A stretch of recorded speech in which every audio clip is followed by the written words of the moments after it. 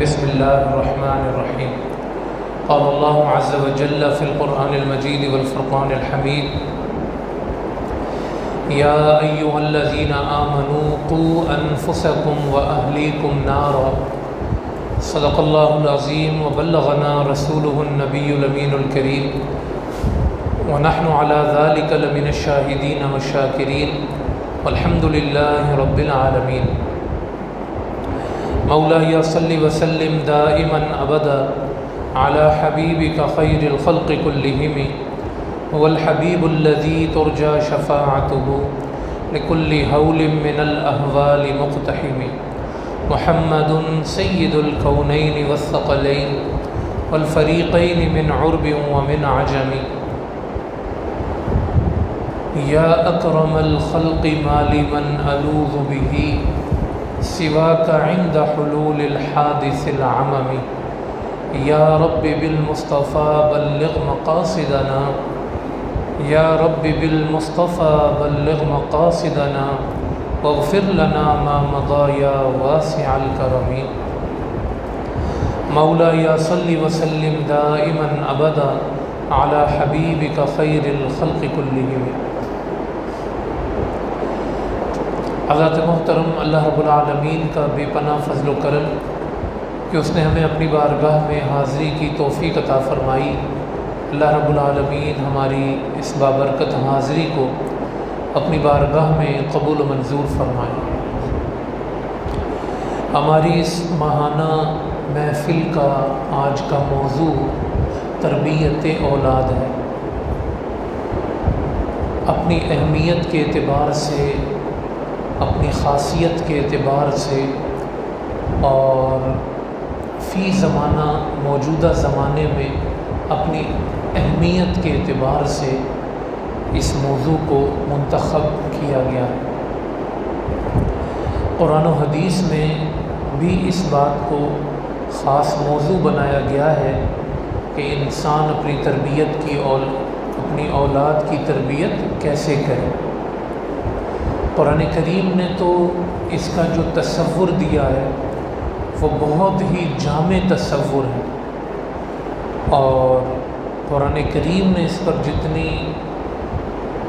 جتنے گوشوں پر، جتنے شعبہ جات پر اور جتنی تفصیل کے ساتھ اس پر بات کی ہے، تو یقیناً وہ اس موضوع کی اہمیت کو واضح کرتا. ہمارے ذہن میں تو یہ بات آتی ہے کہ جی بچوں کی تربیت کرنی ہے تو بچوں کی تربیت کیسے کریں گے؟ تو یہاں سے ہم بات شروع کریں. قرآن کریم نے یہاں سے بات نہیں شروع کی. قرآن کریم نے ہمارے سامنے جو اشارے رکھے ہیں اور قرآن کریم نے جو ہمارے سامنے معاملات رکھے ہیں وہ یہ ہے کہ ابھی ایک بچہ پیدا نہیں ہوتا اور ابھی ایک بچہ ماں کے رحم میں آتا نہیں ہے، اس سے پہلے اس کے لیے دعائیں ہو رہی ہیں، اور دعائیں بھی کیسی ہو رہی ہیں ان کو قرآن کریم نے ذکر کیا. مثال کے طور پہ حضرت ابراہیم علیہ السلام اپنے رب سے بیٹا مانگ رہے ہیں، اور بیٹا مانگنے کی جو دعا ہے وہ یہ ہے کہ ربی ہب لی من الصالحین، اے اللہ مجھے ایک صالح، نیک، پارسا، پاکیزہ بیٹا عطا فرما. ابھی بیٹے کی دعا ہو رہی ہے لیکن ذہن میں خاکہ کیا ہے اور ذہن میں تصور کیا ہے کہ میرا بیٹا ہو اور یا اللہ نیک ہو، صالح ہو. تو ماں باپ کا ذہن اپنی اولاد کے لیے آپ دیکھیں کب سے چوکنا ہو جانا چاہیے. اس کی سوچ، اس کی فکر اپنے اولاد کے حوالے سے کب شروع ہو جانی چاہیے. یہ قرآن کریم نے صرف دعا نہیں بتائی، ایک پورا کانسیپٹ اور پورا اشاریہ اپنے بندوں کو اللہ پاک نے بتا دیا۔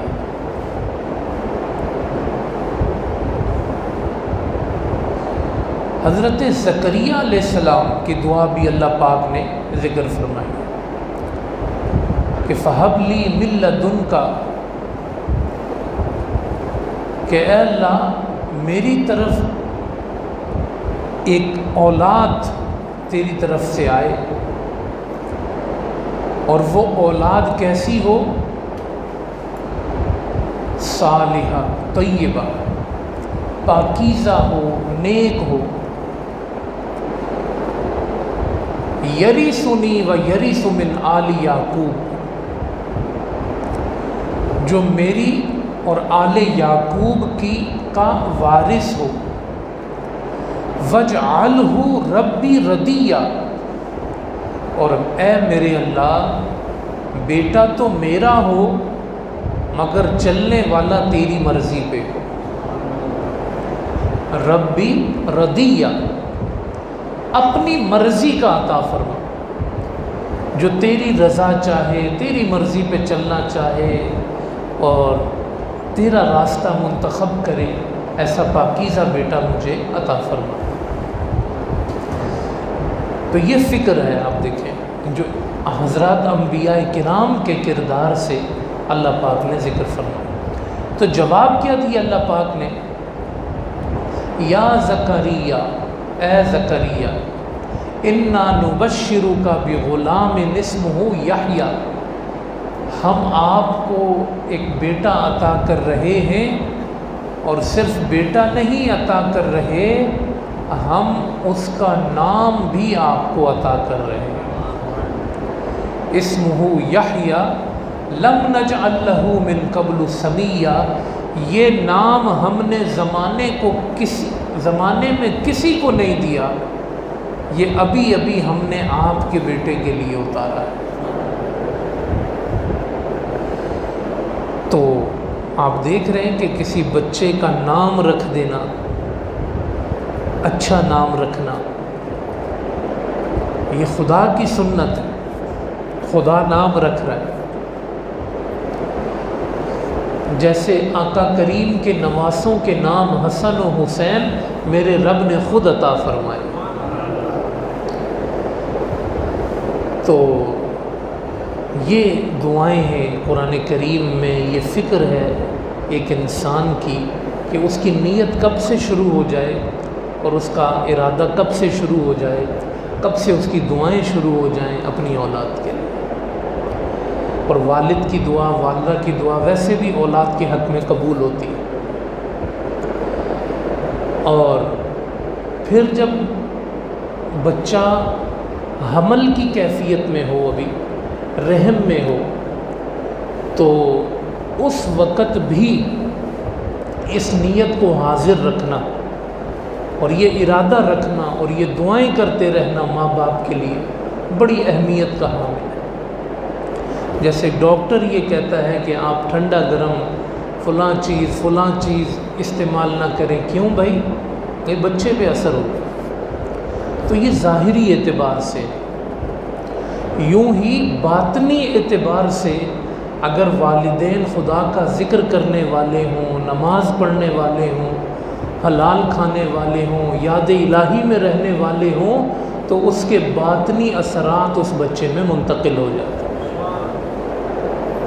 یہ تاثیر ہے، جیسے ظاہری تاثیر بندہ قبول کرتا ہے، ویسے ہی باطنی تاثیر بھی قبول کی جاتی ہے۔ اور کئی بزرگوں کی کرامات آپ نے سنی ہوں گی اس حوالے سے۔ تو یہ بھی ایک حقوق میں سے ہے اور تربیت کا ایک اسٹیج ہے کہ اس میں بھی بندہ اپنے رب سے دعائیں کرے۔ تو نوجوانوں سے یہ بڑی ایک اہمیت کی بات ہے جو میں نے شیئر کی ہے، تو اس پہ ضرور انسان کو اپنا ذہن بنانا چاہیے، اپنی فکر بنانی چاہیے۔ پھر اس کے بعد بچے کی ولادت کے بعد ہمارے دین نے اس کا بڑا خیال رکھا ہے کہ دیکھیں اس کی ولادت کے بعد اس کے دائیں کان میں اذان دی جاتی ہے، بائیں کان میں اقامت کہی جاتی ہے۔ سب سے پہلی آواز اس کے کانوں میں اگر پہنچائی جائے تو اس کے رب کی حمد اور تکبیر کی آواز پہنچائی جائے، اسے بتایا جائے کہ وہ کس کی مخلوق ہے، اسے بتایا جائے کہ وہ کس کا بندہ ہے، اسے بتایا جائے کہ وہ کس کی نعمت کے صدقے میں اس دنیا میں آیا، اور آتے ہوئے اذان اور جاتے ہوئے نماز، یہ بھی بندے کی زندگی کی حقیقت اس تک پہنچ جاتی ہے، اس کے لاشعور میں چلی جاتی ہے، اتر جاتی ہے۔ تو پھر اس کا نام رکھنا، 7ویں دن عقیقہ کرنا اور تہنیک کرنا، تہنیک کہتے ہیں کہ کسی بزرگ سے پیدائش کے وقت گھٹی دلوانا، اور جیسے صحابہ کرام بچوں کو حضور علیہ السلام کے پاس لے آتے تھے، گھٹی دلواتے تھے، دعائیں لیتے تھے، تو بزرگوں کی دعا لینا یہ بھی مسنون عمل ہے۔ تو یہاں سے آپ صلی اللہ علیہ وسلم نے پھر جو اس بچے کی زندگی ہے اس کے کئی حصے بنا دیے آپ صلی اللہ علیہ وسلم۔ پہلا دور 7 سال پر مشتمل ہوتا ہے، جس میں بچے کے لیے ایک تربیت کا ٹائم بھی ہوتا ہے اور ایک کھیل کود کا، آزادی کا ماحول بھی ہوتا ہے ایک بچے کے لیے۔ 7 سال کی عمر میں پھر بچے کو جو ہے وہ نماز کی پابندی کا کہا جائے، اس کا ذہن بنایا جائے، اس کو کہا جائے کہ وہ نماز پڑھے،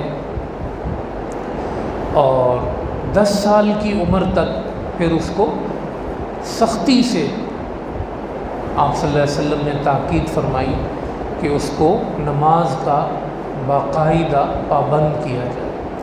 اگر بچپن کی عمر سے ہی نماز عادت بن جائے تو پھر ساری زندگی کے لیے جو ہے وہ اس کی عادت کا حصہ بن جاتی ہے۔ اس دوران میں بچے کے لیے سچ بولنا اور برائیوں سے دور رہنا اور اللہ پاک کا ایک خوبصورت تعارف، اللہ پاک سے محبت، اللہ پاک کا ذکر کثرت کے ساتھ، یہ بچوں تک اپنے کردار سے پہنچانا لازم ہے۔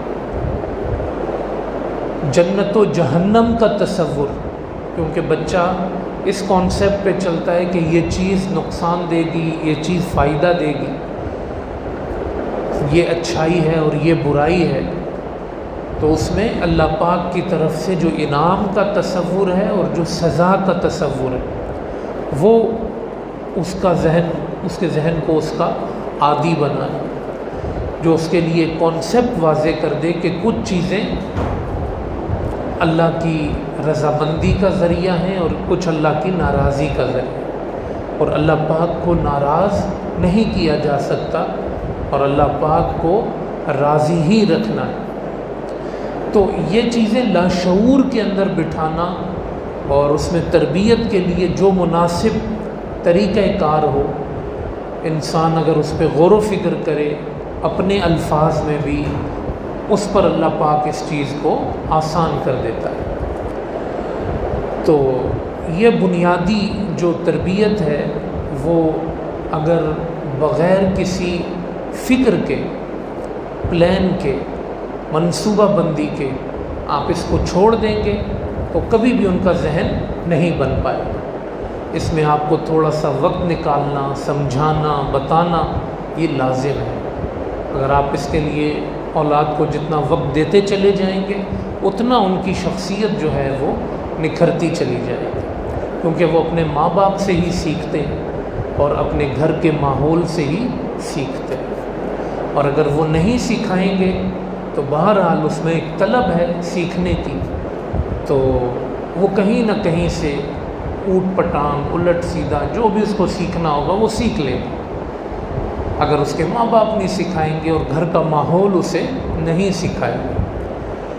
اسی لیے آپ صلی اللہ علیہ وسلم نے اس کی طرف اشارہ فرمایا کہ اللہ پاک کسی بھی بچے کو فطرت اسلام پہ پیدا فرماتا ہے، یعنی جب بچہ پیدا ہوتا ہے تو اس کی فطرت بڑی اسلام والی ہوتی ہے، سلامت طبیعت ہوتی ہے اس کی۔ فرمایا پھر اس کے ماں باپ یا تو اس کو یہودی بنا دیتے ہیں یا اس کو عیسائی بنا دیتے ہیں، یعنی اگر ماں باپ یہودی ہیں تو ظاہر ہے وہ گھر میں اس کو یہودی بنائیں گے، عیسائی ہیں تو وہ اس کو عیسائی بنائیں گے، ہندو ہیں تو وہ اس کو ہندو بنائیں گے۔ خدا نے اس کو مسلمان بنایا، تو اس کی وہ جو فطرت سلیمہ ہے اور اسلام والی طبیعت ہے اور اسلام والی فطرت ہے، اس فطرت کو لے کے چلنا کس کا کام ہے؟ اس کی طبیعت میں جو پاکیزگی ہے اس پاکیزگی کو آگے بڑھانا کس کا کام ہے؟ ان کی فطرت میں جو امن پسندی ہے اس کو آگے کس نے بڑھانا ہے؟ آپ کی شدت اس کو شدت پسند بنا دے گی، آپ کی محبت اس کو محبت والا بنا دے گی، اپنے عمل، اپنے جملوں، اپنے الفاظ سے۔ اس لیے پہلے درجے میں سمجھانا ہے، پھر دوسرے درجے میں ڈانٹنا پھر بھی نہیں، پھر ان کو وارن کرنا ہے، پھر تیسرے درجے میں جا کے ڈانٹ کا درجہ آتا ہے، اور مارنے سے جتنا بچے انسان وہ بہتر۔ تو یہ سب کہ ان کی طبیعت میں جو آپ کا مزاج ہے وہ ویسے ہی ڈھل جائیں۔ آپ ان کو سختی والا بنانا چاہیں تو نفرت والا بنانا، آپ کے گھر میں جیسا ماحول ہے، نفرتیں پنپ رہی ہیں وہ نفرت پھیلائیں، وہ نفرت قبول کریں گے۔ شدت آ رہی ہے، لڑائی جھگڑا آ رہا ہے، وہ لڑائی جھگڑے کو قبول کریں گے۔ تو ان کو وہ پورا ایک اسلامی ماحول دینا کہ جس اسلامی ماحول میں وہ اپنی فطرت کو، اپنی طبیعت کی سلامتی کو لے کر وہ پروان چڑھے۔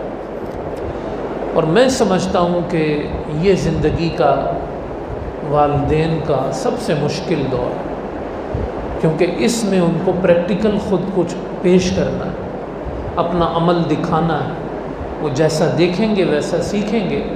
تو اس لیے ہم تربیت کی تو بہت بات کرتے ہیں، مگر اس کے لیے انسان کو عملی میدان میں چنے چبانے پڑتے ہیں اور مشکل کام ہو جاتا ہے یہ۔ تو اس میں جو ذمہ داریاں ہیں وہ انسان کی اپنی ذات پر بڑی لاگو ہوتی ہیں۔ آپ صلی اللہ علیہ وسلم نے، جو ہم نے ویسے قرآن کریم کی آیت بھی پڑھی، اس میں اللہ پاک نے فرمایا کہ اے ایمان والو، قوا انفسکم واہلیکم نارا، اپنے آپ کو بھی جہنم کی آگ سے بچاؤ اور اپنے گھر والوں کو بھی جہنم کی آگ سے بچاؤ۔ تو انسان کا اپنے بچوں کو جہنم کی آگ سے بچانا، اپنے گھر والوں کو جہنم کی آگ سے بچانا، یہ اللہ نے مجھے حکم دیا، آپ کو حکم دیا، تو ساری ذمہ داری انسان پہ ڈالے گی۔ یعنی اسے کوشش کرنا، اس کو محنت کرنا، یہ اس کے ذمہ ہے۔ اور اگر اسے کوئی فکر نہیں کہ میرا عمل جنتی ہے یا جہنمی والا ہے، میرے گھر والوں کا عمل جنت والا ہے یا جہنم والا ہے، اسے کوئی فکر نہیں ہے، تو اس نے اس حکم کو پامال کیا۔ یہ فکر کرنا کہ میرے بچے کا عمل جنت والوں میں سے ہے یا جہنم والوں میں سے ہے۔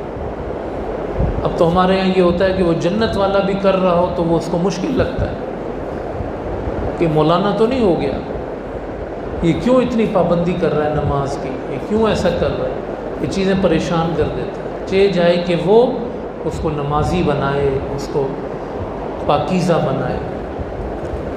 تو یہ بڑی فکر کی بات ہے، اور اللہ پاک نے اس کو فرض کے درجے میں بیان فرمایا۔ آپ علیہ السلام نے بھی فرمایا کہ کلکم راع وکلکم مسئول عن رعیتہ، تم میں سے ہر ایک اپنے گھر کا ذمہ دار ہے، اور تم میں سے ہر ایک اپنی رعایا کے بارے میں پوچھا جائے گا۔ جو اس کی رعایا ہے، اس کے گھر والے اس کی رعایا ہے۔ آپ کسی فیکٹری کے مالک ہیں، آپ کے ملازمین آپ کے رعایا ہیں، جو آپ کی ذمہ داری ہے۔ تو نیکی کی دعوت وہاں بھی پہنچانا، اپنے گھر میں بھی پہنچانا، یہ ہر انسان پہ خود لازم ہے۔ قرآن کریم نے حضرت لقمان علیہ السلام کے حوالے سے جو بیٹے کو نصیحت انہوں نے کی ہے، وہ قرآن کریم نے بیان کر دی کہ باپ اپنے بیٹے سے کیسے بات کرے۔ وَإِذْ قَالَ لُقْمَانُ لِابْنِهِ وَهُوَ يَعِظُهُ، کہ حضرت لقمان اپنے بیٹے کو نصیحت کر رہے تھے، نصیحت کرتے ہوئے یہ کہہ رہے تھے، یا بنیا، اے میرے پیارے بیٹے۔ ویسے بیٹے کو کہتے ہیں عربی میں ابن بیٹا، انہوں نے یا ابنی نہیں کہا، اے میرے بیٹے۔ یہ ابن کی ایک فارم ہے، آپ سمجھ لیں، بنیا عربی کے اندر اس کو کہتے ہیں تصغیر۔ تصغیر کے معنی ہوتے ہیں کسی چیز کو چھوٹا کر کے بیان کرنا۔ تو یا بنیا کے معنی ہوئے اے میرے پیارے بیٹے، یعنی محبت اور شفقت آ گئی اس کے اندر۔ تو یہاں یہ بھی علماء نے لکھا کہ بیٹے کے ساتھ اظہار شفقت و محبت یہ نبیوں کی سنت بھی ہے، اور آپ صلی اللہ علیہ وسلم نے فرمایا بھی ہے کہ اکرموا اولادکم، اپنی اولاد کی عزت کرو، احترام کرو۔ یعنی یہ کوئی تربیت کا انداز نہیں ہے کہ ہر جملے پہ آپ نے لتاڑ دیا، ہر جملے پہ آپ نے ڈانٹ دیا، ہر جملے پہ آپ نے بے عزتی کر دی، نہیں۔ اکرموا اولادکم۔ آج جتنی تربیت گاہیں سکھانے کے لیے جدید حوالے سے آپ جہاں بھی جائیں گے تو بیٹے کو اس کے پورے نام کے ساتھ محبت کے ساتھ پکارنا اور اس کو اہمیت دینا، عزت دینا، یہ ایک تعلیم و تربیت کا حصہ ہے۔ لیکن یہ خود آپ صلی اللہ علیہ وسلم کا فرمان ہے، آپ دیکھیں، اکرموا اولادکم، اپنی اولاد کی عزت کرو، احترام کرو۔ تو حضرت لقمان کیا کہہ رہے ہیں، یا بنیا، اے میرے پیارے بیٹے، لا تشرک باللہ، سب سے پہلی چیز اللہ کے ساتھ شریک نہیں ٹھہراؤ۔ تو اس کا مطلب یہ ہوا کہ والد کی یہ ذمہ داری ہے کہ وہ سب سے پہلے اپنی اولاد کے عقائد کی تربیت کرے۔ جیسے ہم اپنے بچوں کو سکھاتے ہیں کہ ہمیں کس نے پیدا کیا، ہمیں رزق کون دیتا ہے، ہم کس کی عبادت کرتے ہیں، اس کے علاوہ کسی کی عبادت جائز نہیں ہے، فرشتوں کا تصور، ایمانیات کا تصور، یہ ساری چیزیں عقائد سے تعلق رکھتی ہیں۔ تو پہلی چیز انہوں نے کہی، لا تشرک باللہ ان الشرک لظلم عظیم، کہ اللہ کے ساتھ شریک نہ ٹھہراؤ، شرک کرنا یہ بڑا عظیم گناہ ہے۔ پھر انہوں نے اس کے بعد کہا، یا بنیا، اے میرے بیٹے، اقم الصلاۃ، نماز قائم کرو، نماز قائم کرو۔ یہ حضرت لقمان علیہ السلام اپنے بیٹے سے کہہ رہے ہیں، پہلی چیز شرک نہیں کرو، دوسری چیز نماز قائم کرو، تیسری چیز وأمر بالمعروف، بیٹے اچھائی کا جو کام ہے اس کو آگے پھیلاؤ، ونہا عن المنکر، اور جو برائی کا کام ہے اس کو روکو، اپنے آپ سے بھی لوگوں سے بھی بری چیز، برے کام کو روک دو۔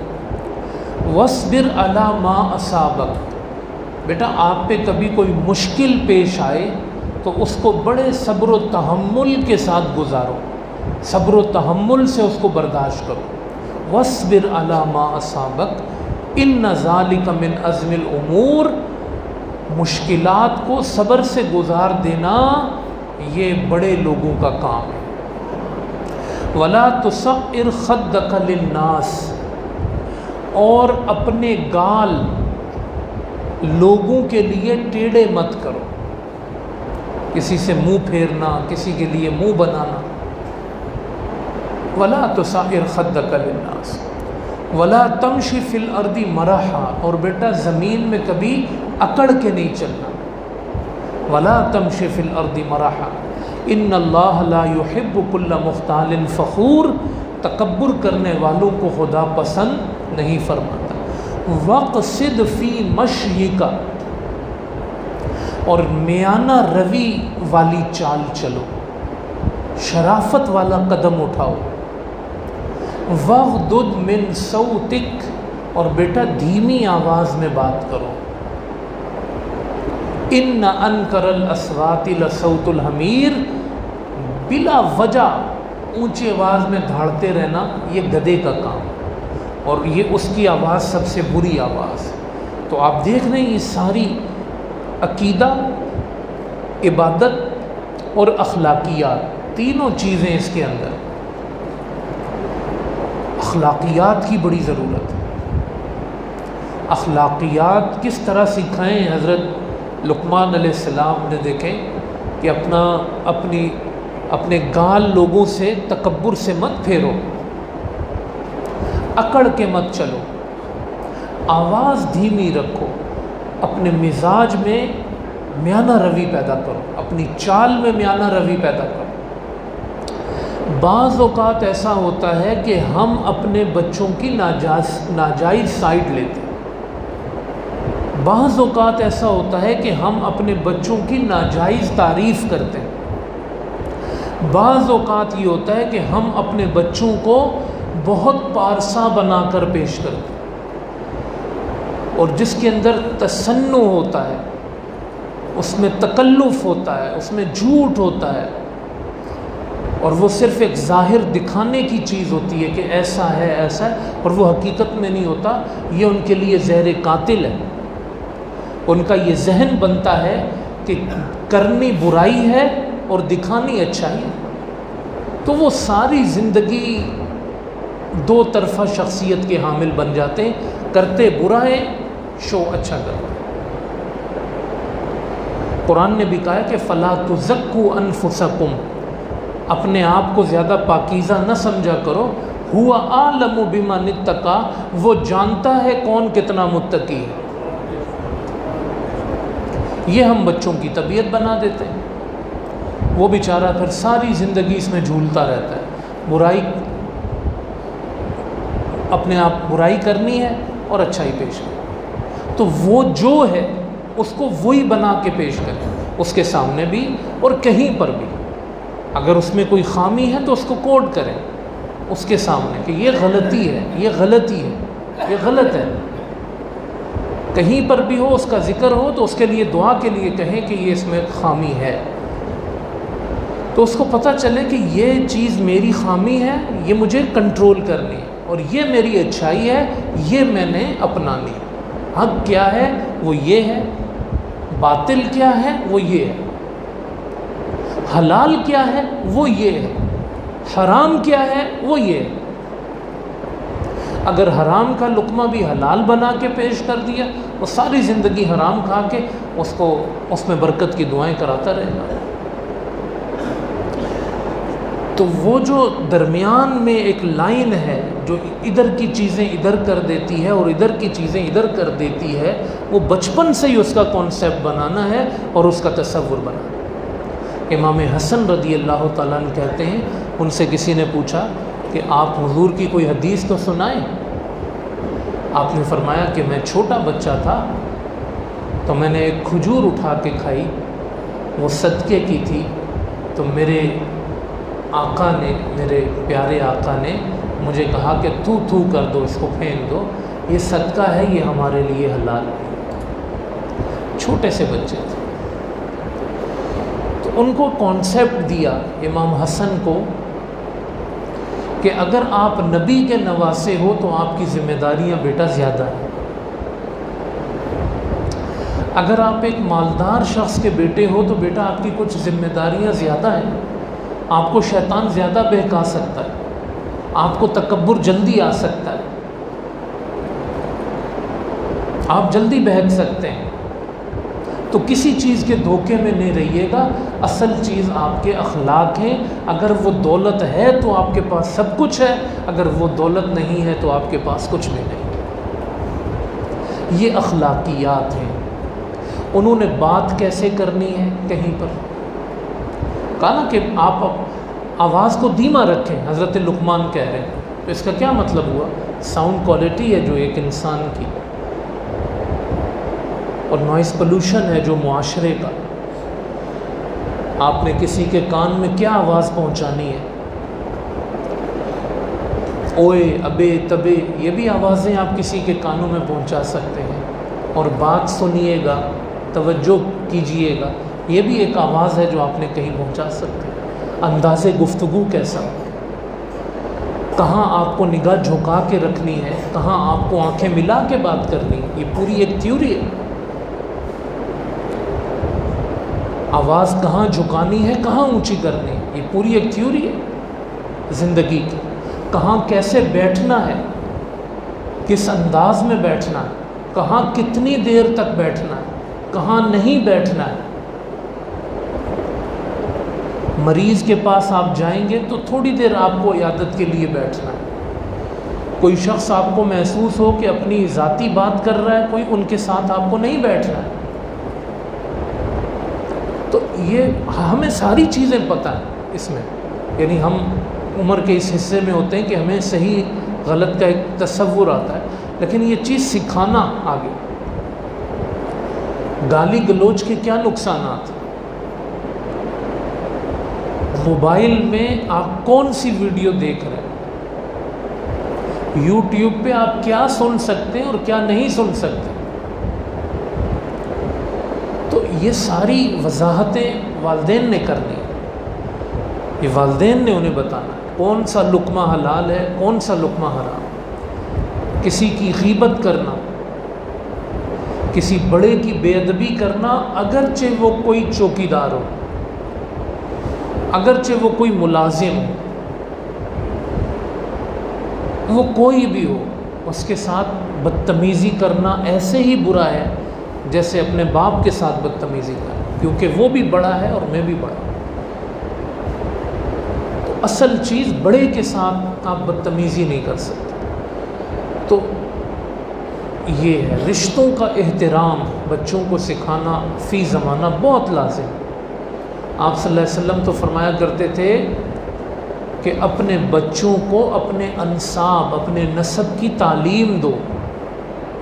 انہیں بتاؤ یہ تمہارے یہ لگتے ہیں، یہ تمہارے یہ لگتے ہیں. ساری رشتہ داروں کی رشتہ داریوں کی خبر آہستہ آہستہ بچوں کو ہو جانی چاہیے، اور ان کی اہمیت کیا ہے، رشتوں کی کون سا رشتہ کس اہمیت کا حامل ہے، یہ اس کو پتہ ہونا چاہیے. تو یہ جو اخلاقیات کا باب ہے، عقائد، عبادت اور اخلاقیات، یہ تین الگ الگ چیزیں ہیں. اس میں سے کوئی چیز بھی اگر مس ہو گئی تو کسی نہ کسی کا حق مارا جائے. اگر عقائد کی تعلیم مس ہو گئی، اللہ اور اس کے رسول کا حق مارا جائے گا، کیونکہ اس بچے کو، ہمارے ہاں تو اب سیکولرزم عام ہے تعلیم گاہوں کے اندر. اب دنیا تیاری کر رہی ہے ایک دین اکبری بنانے کی. حضرت ابراہیم کا دین اس نام پر، دین اکبری کی طرح کا ایک، کہ سارے دین ایک ہی ہیں، سارے مذاہب ایک ہی ہیں. یہ دین مذہب کا جھگڑا ختم کر دو، زندگی سے نکال دو. کوئی کسی بھی دین پہ ہے، وہ صحیح دین پہ چل رہا ہے. یہ پوری عالمی ایک سازش تیار کی جا رہی ہے. اس کے لیے مذہب سے بیزار کرنے کے جتنے راستے ہیں، مسالک کو لڑانا اور معتبر لوگوں کی جو سنجیدگی ہے اور مقام ہے اس کو نظروں سے نکالنا، پھر اس کے بعد اس راستے کو آسان کرنا. تو جب بھی اس طرح کی مشکلات پیش آئی ہیں کسی بھی معاشرے کو، جیسے ترکی میں ختم کیا گیا مصطفیٰ کمال اتا ترک کے ذریعے، سیکولرزم کو لایا گیا، تو اس ظالم نے تو جو عربی کا پروناؤنسیشن اور تلفظ تھا وہ بھی اس نے ختم کیا. مثال کے طور پہ لفظ محمد ہے تو اس کو اس نے مٹا کے کہا کہ اس کا تلفظ اس نے کر دیا محمد. محمد آج بھی بولا جاتا ہے وہاں، محمد کو محمد کہا جاتا ہے. اب دیکھیں وہ اصل لفظ اس نے نکال دیا. یہ تو خیر بعد میں حالات بہتر ہو گئے، تو آپ محمد محمد کرتے ہوئے محمد محمد بھول جائیں گے. تو کتنی گہرائی سے یہ کریدتے ہیں، دیکھا ذہنوں سے نکالنے کے لیے. لیکن اسے خبر نہیں کہ نام محمد روحوں میں بسا ہوا ہے۔ اس کو مٹانے والے دنیا سے مٹ جائیں گے، نام محمد چمکتا رہے، یہ چمکتا رہے۔ تو ان حالات میں اس طرح کے حالات جہاں جہاں بھی پیش آئے، بلکہ مجھے یاد آتا ہے کہ ساؤتھ افریقہ کی جو میں نے ہسٹری پڑھی ہے کہ یہاں جو اسلام پہنچا ہے تو یہاں پہ غلاموں کو لا کے جو ہے وہ بسایا گیا، تو وہ غلام جو تھے وہ مسلمان تھے، جیسے امریکہ کا کام تھا کہ قیدی اور غلام مختلف علاقوں میں لے جا کے بسائے اور ان کے ذریعے وہاں سارا کام بھی کرایا اور پھر اپنے من پسند لوگوں کو وہاں پہ منتقل کر دیا، جیسے موریشس وغیرہ ہیں، دیگر علاقے۔ تو وہ چند جو وہاں پر آئے غلام وہ مسلمان تھے، تو ان کا ایک تو یہ تھا کہ اسلام ان کے ذہنوں سے نکالنا ہے، تو نماز پہ پابندی تھی، ہر چیز پہ ان کے پابندی تھی۔ تو وہ سارا دن تو نماز نہیں پڑھ سکتے تھے، لیکن جب رات کو اپنی کوٹھڑی میں اکٹھے ہوتے تھے اور سناٹا چھا جاتا تھا تو وہ اٹھ کے اپنی کوٹھڑی میں 5 نمازیں جماعت کے ساتھ پڑھتے تھے رات کے وقت، اور اپنے چھپا کے جتنا وہ کر سکتے۔ تو انہی لوگوں کے ذریعے ایک چھپرا نما مسجد وہاں پر انہوں نے اپنی بنائی، کہتے ہیں آج بھی وہاں پر ہے۔ تو ان حالات میں اصل جو ذمہ داری ہوتی ہے پھر وہ فرد پہ آ جاتی ہے۔ تو اسلام کے خلاف اگر لوگ آواز بلند کرتے ہیں ہر طریقے سے، آپ دیکھ لیں انڈیا میں جو حالات بنائے گئے اور دیگر جگہوں پر، مشہور بات ہے کہ ٹیسٹ تو کیا ہی جاتا ہے، بہرحال ہر پھر فرد کی ذمہ داری بن جاتی ہے میری اور آپ کی، کہ ہم اپنے گھر کی سطح پر، اپنی رعایا کی سطح پر اور اپنے ماحول کی حد تک ہم خود جو ہے محافظ اسلام بنیں۔ تو اگلی جو جنریشن ہے اس کو صحیح اور غلط کا پتہ اور حق اور باطل کا پتہ یہ ہمارے ہی ذریعے ممکن ہوگا، یہ تعلیم گاہوں کے ذریعے ممکن نہیں ہے، تعلیم گاہوں کے حوالے ہم نہیں کر سکتے۔ حتیٰ کہ لاسٹ جو حکومت گزری ہے اس میں مدارس دینیہ پر اتنی سختی آئی ہے کہ آپ سوچ نہیں سکتے۔ مختلف بورڈز بنائے گئے اور جو بعض مسلکوں کی جو ایک وحدت تھی اس کو پارا پارا کیا کہ بھئی ایک متفقہ جو بورڈ ہے مسلک کا جس میں سارے امتحانات دیتے ہیں بچے، ان کے بعض تنظیموں کے الگ الگ بورڈ بنا دیا، آپ کا یہ بورڈ، آپ کا یہ بورڈ، آپ کو یہ فیسلٹی دیں گے، آپ وہ وحدت پارا پارا ہو۔ پھر خود مدارس کے اکاؤنٹ سیز کر دیے اور وہ جو پیسہ ہے وہ رکھا ہوا ہے ویسے، اور ان کو استعمال نہیں کرنے دیں۔ ہمارا نصاب آپ لیں، ہمارے نصاب پہ چلیں، وہ جو عالم کا ایک نصاب ہے اس کو ختم کرنے کی کوشش، تو وہ چل رہے ہیں، علماء اس کو برداشت کر رہے ہیں، لائحہ عمل بنا رہے ہیں، کوشش کر رہے ہیں۔ تو مدارس کو ختم، اور دوسری طرف جو تعلیم گاہیں ہیں اس میں سیکولرزم، مذہب کا نام آپ نہیں لے سکتے، اس میں اخلاقیات کی تباہی۔ تو ایک بہت اچھے ادارے کے ایک فرد مجھے کہنے لگے جہاں کے بارے میں مجھے لگتا تھا کہ یہاں تعلیم پر، اخلاقیات پہ بڑا کنٹرول ہوگا، تو وہ خود وہاں پروفیسر رہے، تو مجھے کہتے تھے کہ آپ کیسی بات کر رہے ہیں، آپ سوچ نہیں سکتے کہ وہاں بھی کتنی تباہی۔ تو بولا ہم لڑکیاں جو ہے وہ احاطے میں تو نہیں ہو سکتا یونیورسٹی کے، لیکن اس سے باہر وہ کھلے عام جو ہے وہ جو نشے کی چیزیں ہیں اور اس کا تو بولا میں نے کسی کو اگر آپ منع کریں گے تو وہ کہتی ہے کہ ہمارے باپ نہیں بنو، ہمیں جب ہمارا باپ نہیں روکتا تو تم کون ہو؟ تو اس حد تک تباہی۔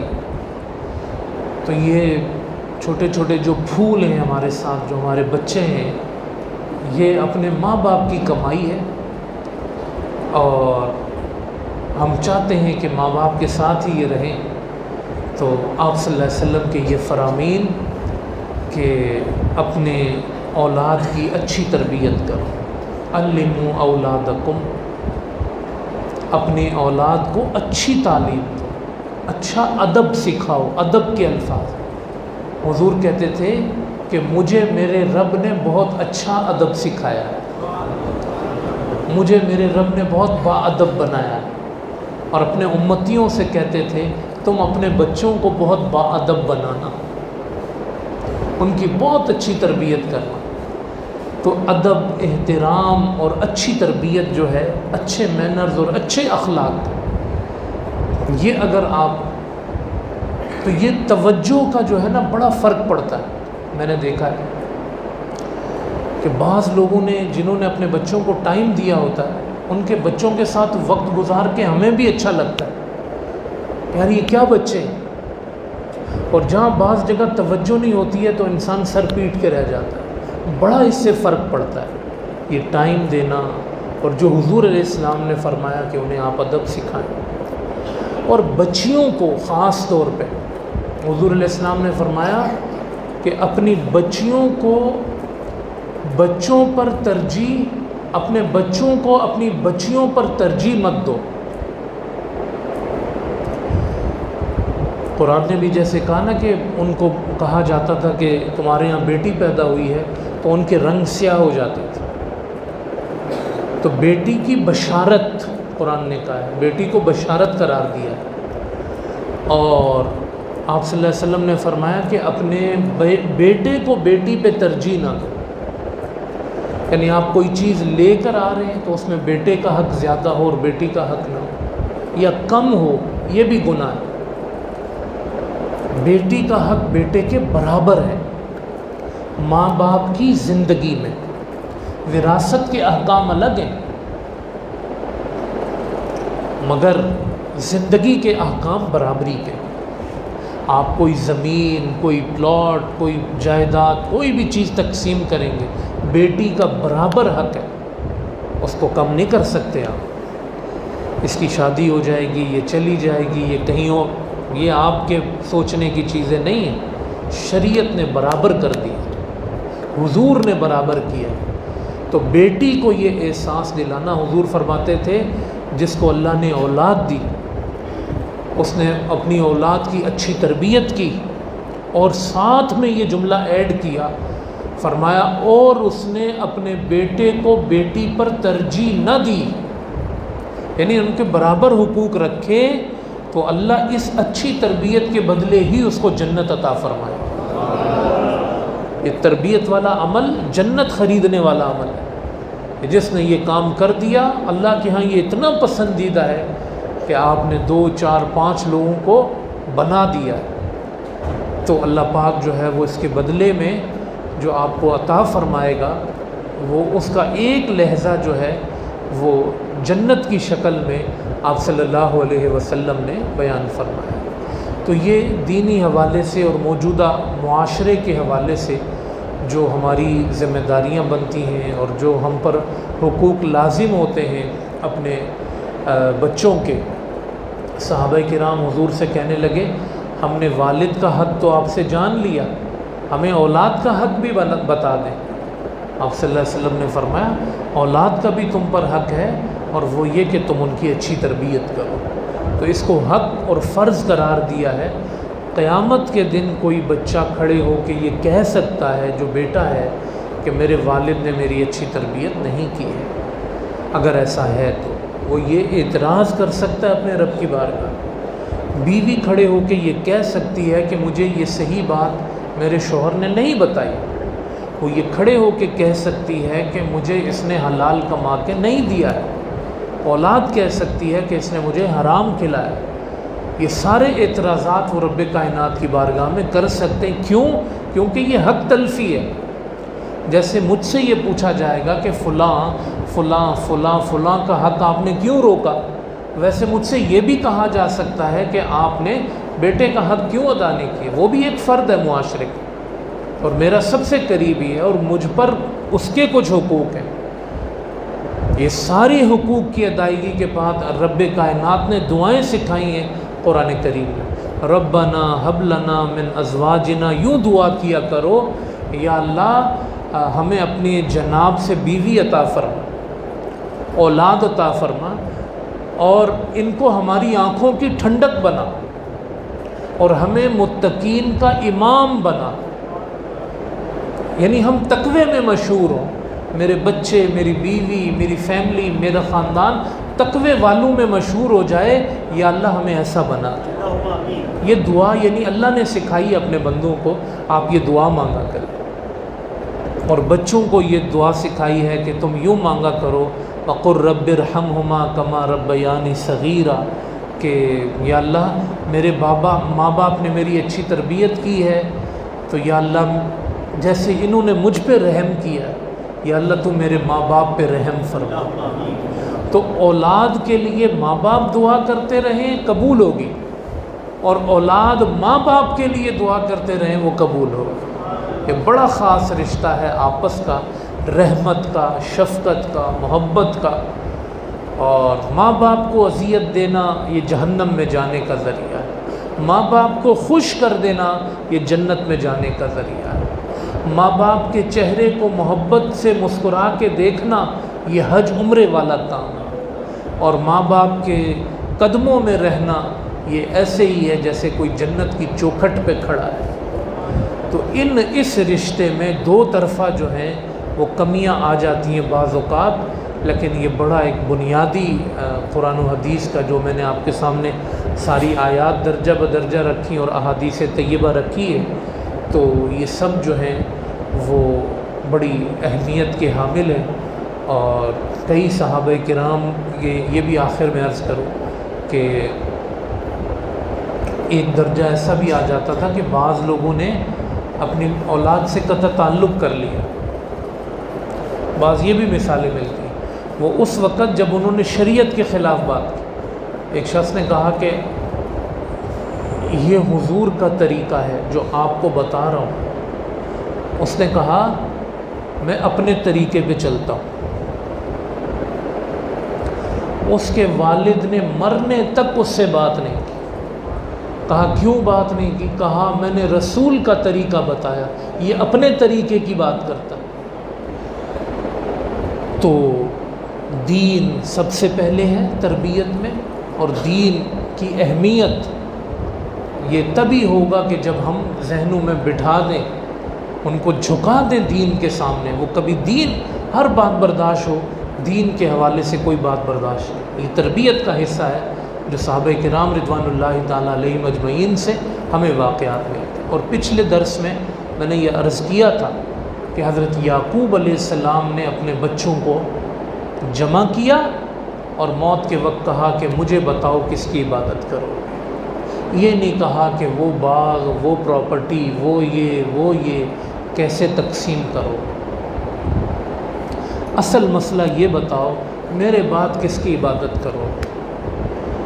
کہا یہ تو کہا ابا کوئی وصیت کر دیں۔ کہا ایک وصیت، لا تموتن الا وانتم مسلمون، زندہ ہو تو مسلمان ہو، جب مرنے لگو تو مسلمان ہی مرنا، کافر نہیں مرنا، کافر نہیں مرنا۔